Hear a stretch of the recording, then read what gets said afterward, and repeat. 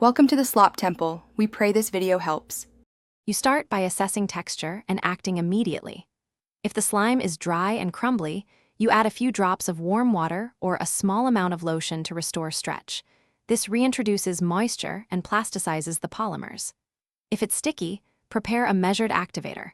Mix 1/4 teaspoon baking soda into a teaspoon of saline solution. Once ready, work the liquid into the slime with deliberate folding to distribute evenly and prevent overworking, which can make it rubbery. You continue by adding the activator slowly. Put a small amount, then knead for 20 to 30 seconds before adding more. This controlled reaction cross-links the glue molecules without overshooting. Use a folding and stretching motion so the new bonds form uniformly.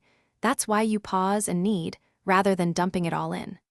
If the slime remains watery after activator, sprinkle a teaspoon of cornstarch and fold it in slowly to thicken, since starch absorbs excess liquid and restores jiggle without stiffness. You finish by testing elasticity and adjusting in small increments until the slime stretches and jiggles without tearing.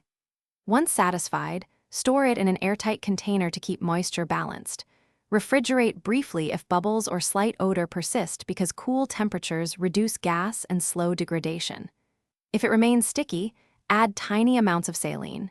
If too stiff, knead in a drop or two of lotion or warm water. That single troubleshooting rule, adjust in tiny steps, prevents ruining the batch. Thanks for watching. Consider subscribing if we helped you.